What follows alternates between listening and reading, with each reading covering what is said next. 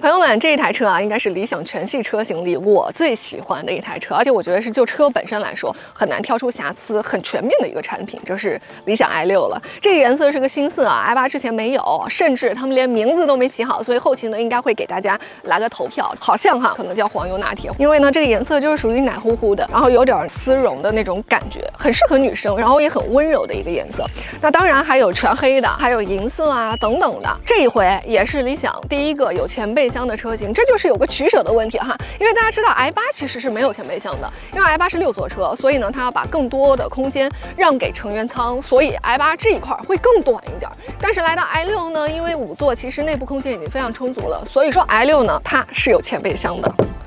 敲一敲就可以打开了，但是它没有车外麦克风啊，所以说你没办法通过语音唤醒。内部的空间我觉得挺大的，有这样的一个斜坡的角度，差不多呢就是放一个登机箱的空间，厚度也是够的。然后它这个密封胶条啊，我觉得挺值得说一下的，它是做了一整个包围的，而不是像有一些品牌它是其实就做这个前备箱周围这一圈哈。你可以注意，现在这个车灯是亮的，它的作用呢就是如果是晚上你打开这个前备箱，特别如果你还是一台黑车的话，可能对向车或者说就别的车没有那么容易注意到你，会有一点安全上的这个风险，所以说这个是起到一个警示的作用的。现在我把它关掉之后，现在新环灯是灭的，底下是亮的，关掉之后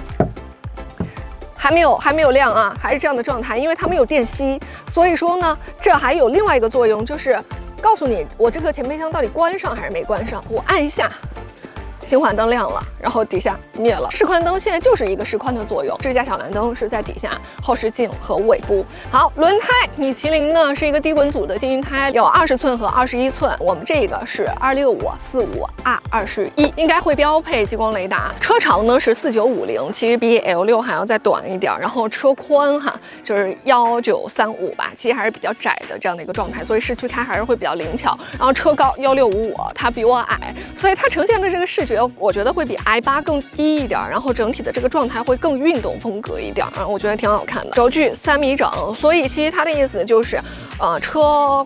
长会比L6 更短一点，但是它的轴距呢会接近于 L8。这个感觉哈，因为内部空间真的挺大的，会比 L8 小那么5毫米的轴距吧。好，然后来到这一块。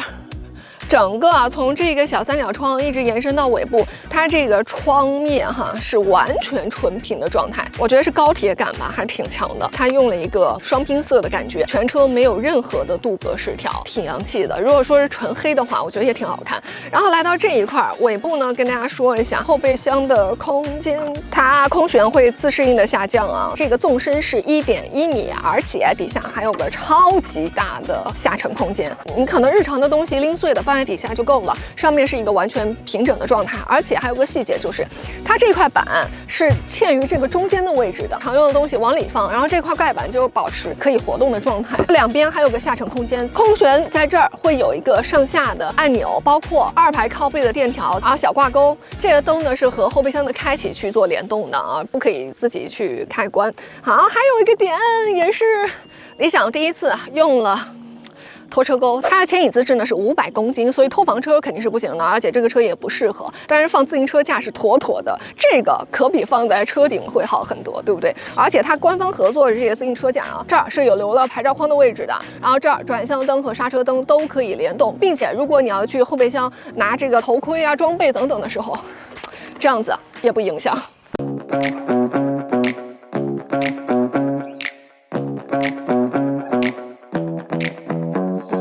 内饰呢也是和 i8 非常的接近的，包括外观也是一样，就基本我觉得从配置角度来说，就不将就，然后能给你的我都给你，也不做减配，所以说这一台车的价格我估计啊。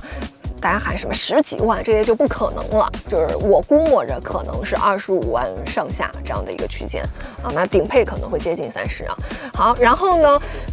设计方面其实和 i8 很接近嘛，刚刚咱说了，这是一个拼色的设计，空调出风口做了没有拨片的，咱们在车机上可以丝滑的调整风向，包括你也可以选择对人吹、闭人吹，然后当时 i8 上的那个音响啊，在前面它也是一样的，带了氛围灯，它这个氛围灯前面这边一直延伸过来是一个怀抱式的感觉，我觉得还是挺好的，夜间的这个效果。好，前面呢是 HUD 会有一些支架方面啊，红绿灯读秒，所有的信息在前面都有呈现。这个方向盘依旧呢是不带电容的。那你需不需要频繁的干预支架的时候，手扶方向盘呢，它还有一个驾驶状态的识别，它是多维度的。我觉得更多是以识别你驾驶员的专注程度做考量，所以你不需要经常的去来握方向盘。换挡的换挡机构，然后这个无线充电，其实这些大家都很熟悉了。然后这一回这个车机是有一些新的功能的升级的，比如说你可以让理想同学帮你自动的缴费，它是调用摄像头，它联合肯德基去做了这个点餐，肯德基有这个街边的可以不下车去取餐的嘛，这个功能也有。还有个是我觉得特别好的，就是女性安全感方面哈，它可以直接锁主驾，比如说晚上很少的人，然后女生可能有时候会有点害怕，比如说在后面盲区是有人的，这好像有点变态啊，这想法。所以呢，你就可以把这3个门我都不解锁，我只解锁主驾啊，这样子的一个状态，这个还挺有安全感的。还有就是，在比如说停车的时候，它的全景影像是可以有俯视的这个渲染的，所以你也可以看到我俯视的时候，我的这个车辆的状态是怎么样的。我觉得都是挺贴心的。包括呢，桌面的小卡片，这一回呢也会有一些距离我纪念日或者我休假还有多少天，可选择性很多，还有什么任务大师啊，包括一些理想同学去聊天的这种感觉都是有的。好，然后还有一个我觉得可以说一下的就是音响。这一回呢，它的调音啊，在这儿啊，它有个调音大师，然后咱们新建一下。有个音乐家模式，这个啊特别简单。咱们先调低音，你可以试听，调到你喜欢的状态，高音再调到你喜欢的状态，而且它是有试听的，所以你的感知会比较的明显。然后平衡，然后打击乐，我喜欢动次大次一点的，那你就调高。它能给你实时的让你听你就知道自己喜欢什么样的了，就没有像参数去调那么的抽象哈，这个还挺好的。它现在也有无麦 K 歌了，4个人可以一起唱歌。这个座椅它没有腿托，它有个上翘11度的功能，整体的角度可以达到31度，几乎是和零重力一样了。所以说它的这个休息的感觉还是非常好的。而且呢，就是理想同学。打开前排躺椅模式，它这样子它可以直接调，然后而且好的是哈，它在调到最终状态的时候，它不影响2排乘客的腿部空间，就是你2排依旧可以坐人，然后它也不会觉得不适。这个昨天我们感受了一下。好，你可以看，其实2排现在这个空间坐人是没有问题的，然后这个上翘，就你这午休会非常的方便啊，整体。就是非常符合人体工程学，然后座椅的通风、加热、按摩也都有，整体的这个包裹的感觉，我觉得也不错。那咱们呢就干脆直接去2排给大家看一下，这个开启了1排的躺椅的时候，2排的空间，好吧，走。所以这个空间我觉得还是非常好的，而且可以架个2郎腿。另外呢，我觉得值得说一下的就是它的这个臀点啊，上下车非常舒服。当然 i8我也觉得是有这个优势的，就是它上下车确实不需要脚踏，而且很舒服。你看啊，我是要穿上鞋肯定170了，就是这样的状态，很优雅，女生也不用担心穿裙子不方便啊。另外头部空间也都 OK。好了，我们现在恢复啊，理想同学，退出1排躺椅模式，打开2排娱乐屏，关闭遮阳帘，确认。哎，这个语音啊真的很丝滑。然后它这个屏幕放下来，哎。回去了。然后座椅往回放，然后上面的遮阳帘关闭，然后这边的遮阳帘打开，这个私密性其实就挺好了，因为它这块屏幕和前面那2块屏幕啊，几乎可以重叠，整个隐私的感觉挺好的。底下呢有冰箱0度到50度压缩机的，这样子弹开，差不多就是10瓶水的空间。其实要放11瓶也未尝不可。这有2个 C 口的67瓦的超快充，老板键也都是有的。我们这个版本上面是有这个屏幕的啊，然后屏幕反正整体也很丝滑，大家都很熟悉了。但是呢，我想说的是，5座版本其实我这个眼睛的这个位置啊，和这个屏幕，我觉得距离好像没有我想象的那么的近，就是好像还合理。有一块屏幕啊，不是为了装屏幕而装屏幕的那种感觉，不然的话过近会有点视觉上的不舒服。然后这个靠背角度呢，现在我们把它调到最后是这样的一个状态。然后我们去没有2排屏幕的车上来给大家展示一下。这个内饰颜色是我比较喜欢的灰棕色，它是这样子双拼的，而且这个就比较的高级感且简单耐脏一点这样的颜色。然后上面这个版本它是没有选2排的娱乐屏的，所以它变成了一个全景的天幕啊，头部空间差不多2拳多，它是一直延伸到了这个2排乘客的头顶的，而且还带了物理遮阳帘，所以说完全不用担心晒的问题。然后这边还有一个这个手动的遮阳帘，隐私性也保证了。那当然，如果有屏幕的话，整个前面的隐私性也可以有个遮挡。然后这个地方哈，这小桌板我好喜欢，它和 i8 还不一样，i8 因为是6座的，所以是支在这前面的。然后它这个呢是放在这个杯托里面，然后可以旋转啊，多项调节的，这样子都可以啊。就这样的话，其实是比较能满足咱们静态的时候，比如说要办公啊等等的一个场景。那似乎其实加个电脑这块屏幕要或者不要就都可以了。然后这边还有个小巧思，这是一个3/4的螺母啊，所以说你可以架这个灯架。然后你也可以架这个手机支架，比如说咱们要在这直播一下，手就不用手持了啊，这个还挺好的。然后这个东西，它是个磁吸的，它是可以这样，然后这个灯还是多冷暖光，然后多亮度可调的。然后把它拆掉之后，这儿还有个小巧思，就这样。你还可以变成一个阅读灯，像晚上在这儿看书也是 OK 的，哎，就是应该是一个彩蛋。然后现在我们这个座位已经放到皇后座的状态了。它前面意思就是会有个脚托，然后呢，这样舒展开的状态其实还挺舒服的。座椅的靠背呢调到最后就是现在这样的一个状态了。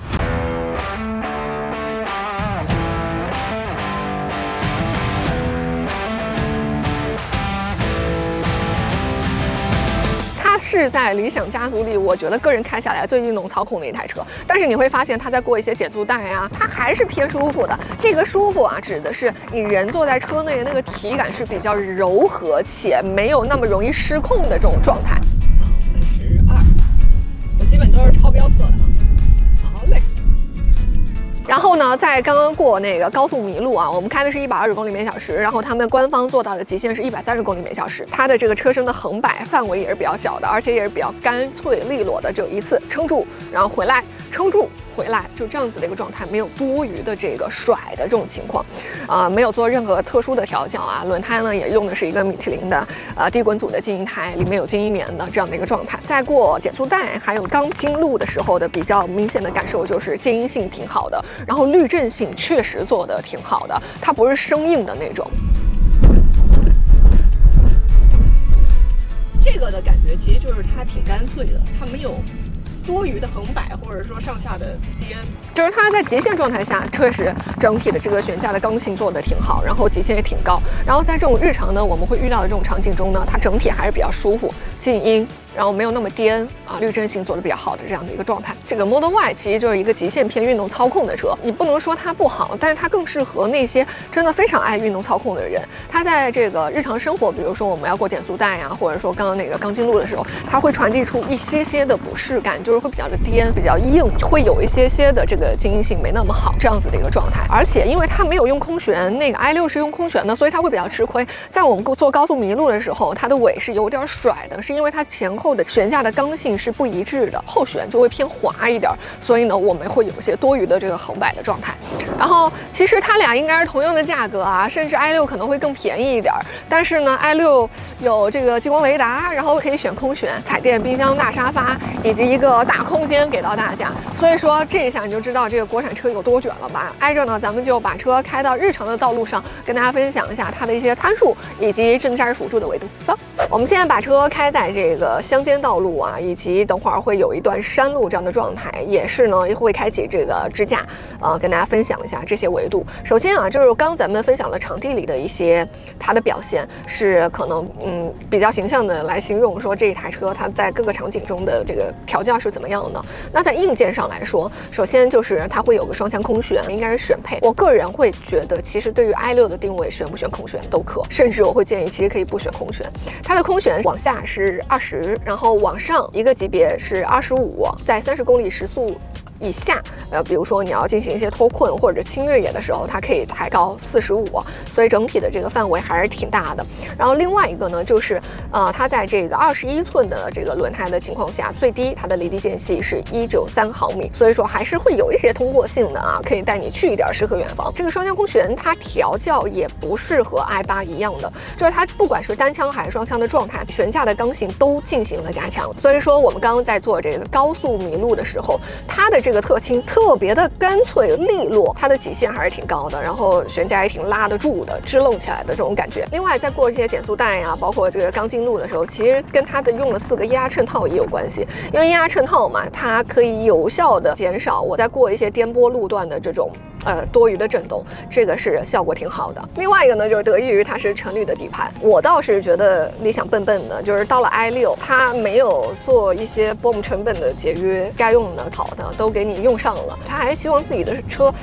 我好的东西都能用上，但是价格呢能尽量的给到实惠一些。所以这一台车，我觉得它的价格也不会说完全的很卷，然后很便宜，我个人猜的。第二个，我觉得这一台车很标志性的就是它的静音性真的做得非常的好 ，RNC 的主动降噪用上了，这个其实对于很多的新能源车它的帮助是很大的，而且这个成本挺高的，它会通过一些科技对，然后让这一台车更安静，和它整体的这个风阻系数也会有关系，然后这个声学包的材料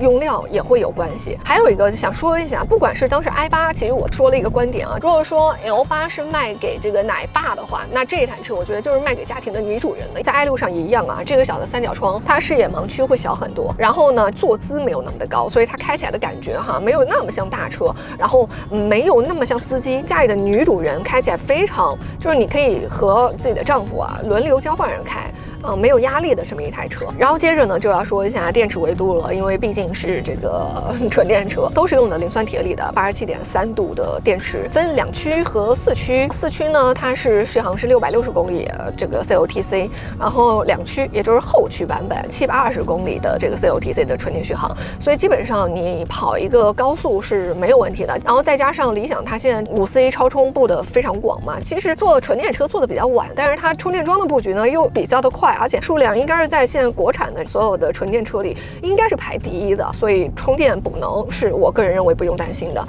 而且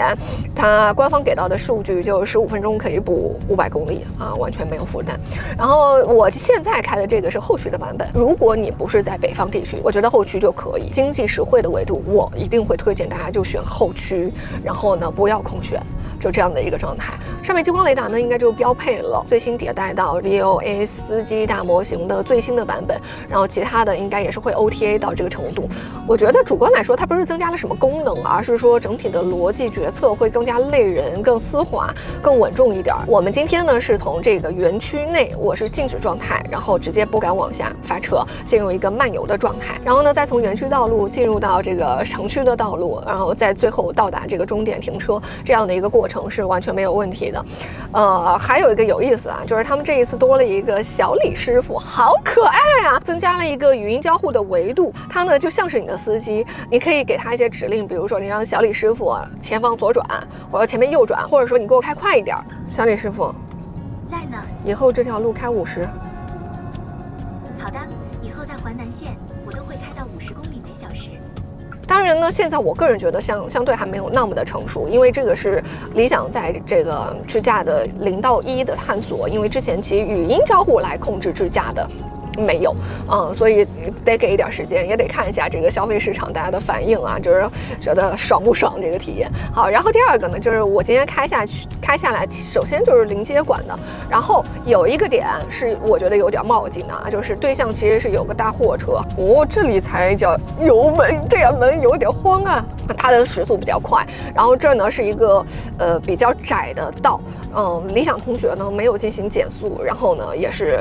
顶着速度过去的，这个会让我有点没有安全感。当然也有好的地方，就是比如说在右弯左弯其实会有个视觉盲区，然后在进入这个视觉盲区之前它会进行一个制动，相对把速度降下来一点，然后我来过去。包括我们经历了一个右转的这个完全看不见有盲区的这样的一个转弯，它也会提前的降速，因为不知道转过去之后的路况是怎么样的。这些我觉得做的都挺好的，很像人的这个思维逻辑。然后还有一个呢，就是在我们走乡道没有标志标线的这样子的一个复杂的路况的时候，行人呐，然后电动车呀这些的识别、减速、让行做的也都还不错。那大概开下来，我觉得是这样子的一个状态。挺好的，它产品力非常的好，而且真的是理想所有车里我认为最好开的。之前 L 系列其实还是比较有大船的感觉，会比较晃悠，然后呢，因为增程器也会，我个人觉得静音没有做的那么好。但这台车我觉得各个维度真的非常的好，只要在上市的时候有一个好的价格，且配置不要搞得那么复杂，就干脆利落的一步到位，就没毛病。我觉得可以去试一试，感受一下。